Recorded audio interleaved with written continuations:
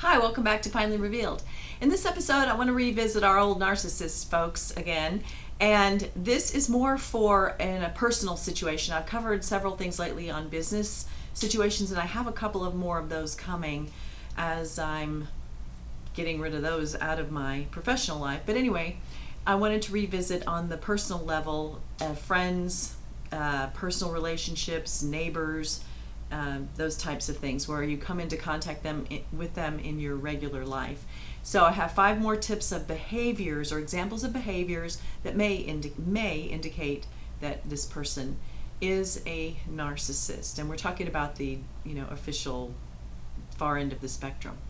The first one is when you express a concern or a need or a request of them, or something that is bothering you, or that you would prefer a preference, or you want some type of behavior to be corrected, and you're doing it in a respectful way at an appropriate time, and if you're in a public place, they create a scene, they stomp out, they redirect the conversation, they drag someone else into the conversation, they completely close down, or they act immature, or they become hysterical, or attack you about something completely unrelated.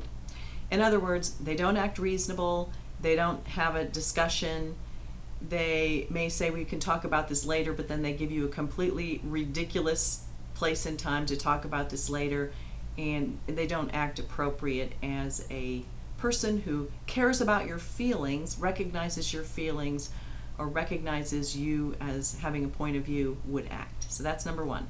Number 2 is they pick a fight with you and make some type of ultimatum and say that this situation is over, this relationship is over, this event is over, this date is over, whatever, and then they don't leave. They hang around, or they don't leave. They threaten to leave. They seem to want you to beg them to not leave, and then they don't leave. It's a manipulation tactic. It's a red flag. The next one is their use of technology. They interrupt you in a way, either by a text or a phone call, knowing that you're at work, or knowing that you're busy, or knowing that you're on the phone. You might answer and say, "Look, I'm on the phone." They hijack your time and go into some random discussion. They've got a alleged complaint, but they want to drag you into some type of a drama when they know that you're busy, when they know that you have other things that you have obligations for, and they just want to pull you away. And they happen in the office where you're preparing for a meeting, or you have a deadline, and this person is not involved on the team. It's just a person who's disruptive, and they may be gunning for your job, but this is just part of their behavior, and they try to hijack you by sending you ridiculous requests or unnecessary requests, and you are trying to be polite to them, and they just won't go away. So you need to terminate the conversation. If it's a text, it's a personal situation, don't answer. If you've got them on the phone, just say, "I'm sorry, I'll have to talk to you at another time," hang up.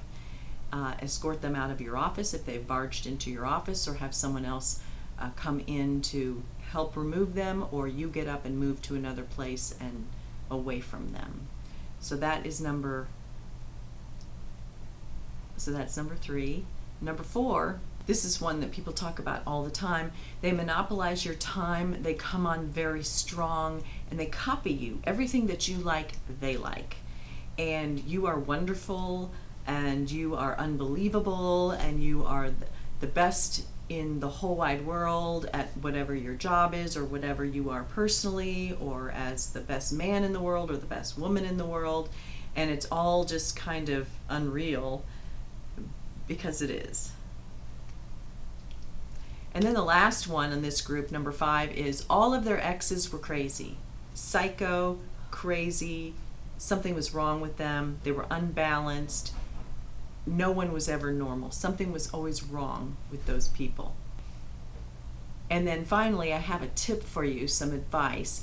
if someone contacts you in a personal situation, through work or otherwise, and warns you about these people, stop, make some space, don't tell them, and investigate.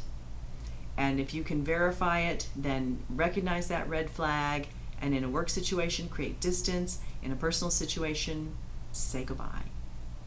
I hope this was helpful to you. If it was, give me a thumbs up. Leave any comments below of any additional signs that you have noticed. Share this with someone who it may help.